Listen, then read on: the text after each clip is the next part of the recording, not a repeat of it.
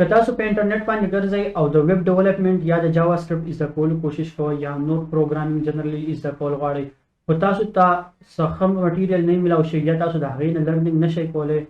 دین ویلکم ټو د کمپلیټ جاوا سکرپټ کورس. زما نوم ابوبکر دی او په دې کورس کې به زه تاسو ته د پروګرامینګ او خاص کر بیا د جاوا سکرپټ د بیسک نه تر ایډوانس پورې دا ټول کور کوو.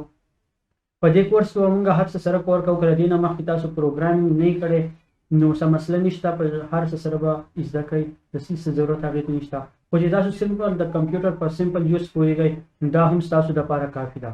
په دې کورس کې موږ سټارټ کوو د جاوا سکرپټ د انټروډکشن نه، بیا په بیسک لیول باندې ډا مینیپولیشن د پروګرامینګ بیسکس،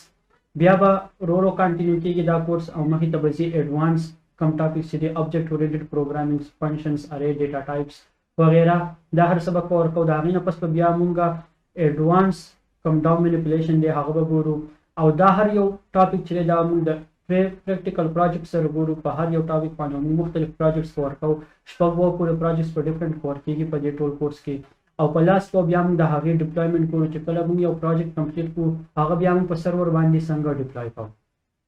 نو دا و د دې کورس کانټینټ چې دا هر څه سره به موږ په دې کې ډسکس کوو او دا جرني به کنټینیو وي. د دې کورس کمپلیشن نه پس به بیا موږ ځو ریاکټ جیس ته چې هغه د فرنټ اینډ یو لایبرري ده هغه به پکې ګورو او د هغې نه پس به بیا ځو نوډ جیس ته چې کوم جاوا سکرپټ په سرور سایټ سم یوز کېږي په کلاینټ سایټ، دا هر څه سره به کنټینیو کوو.